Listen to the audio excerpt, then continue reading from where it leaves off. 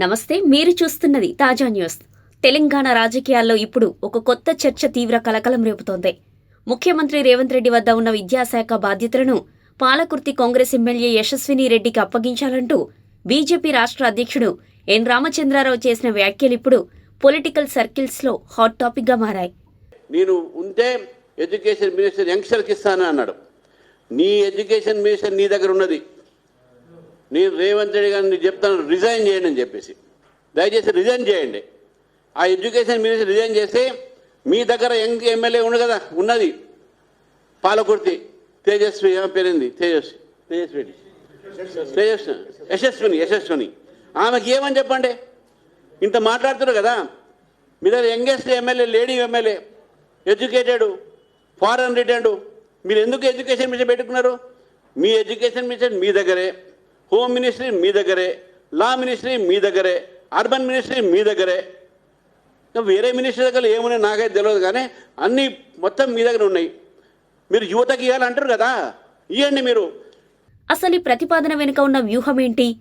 విపక్ష నేత ఒక కాంగ్రెస్ ఎమ్మెల్యే పేరును ప్రస్తావించడం వెనుక అసలు ఉద్దేశం ఏమై ఉంటుంది? ఇప్పుడు పూర్తి డీటెయిల్స్ చూద్దాం.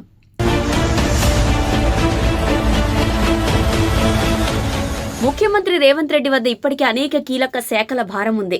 కానీ రాష్ట్రంలో విద్యాశాఖకు ప్రత్యేక దృష్టి, సమయం చాలా అవసరం.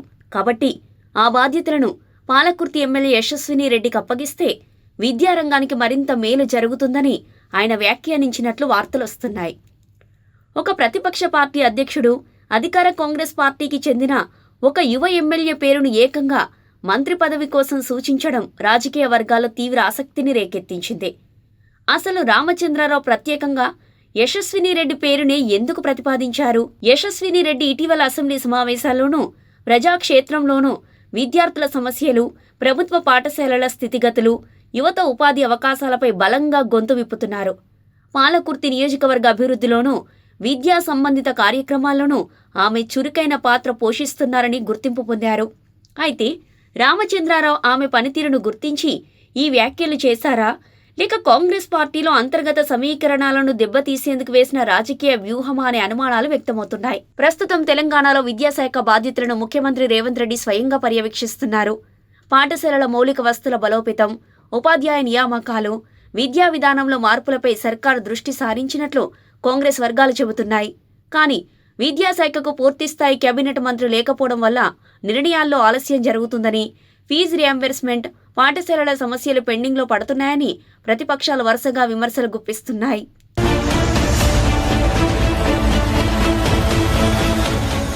రాజకీయ విశ్లేషకులు ఈ పరిణామాన్ని వేర్వేరు కోణాల్లో విశ్లేషిస్తున్నారు. మొదటి కోణం, ఇది యశస్విని రెడ్డికి లభించిన ఒక రాజకీయ గుర్తింపుగా భావిస్తున్నారు.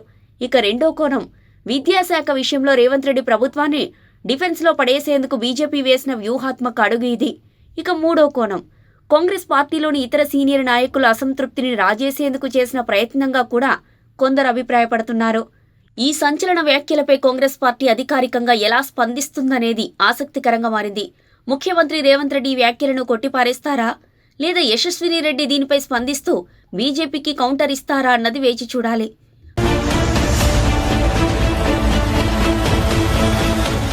ప్రస్తుతం ఈ అంశంపై కాంగ్రెస్ అధిష్టానం మౌనంగానే ఉంది. ఇక మరోవైపు సోషల్ మీడియాలోనూ ఈ అంశంపై నెటిజన్లు భిన్నంగా స్పందిస్తున్నారు.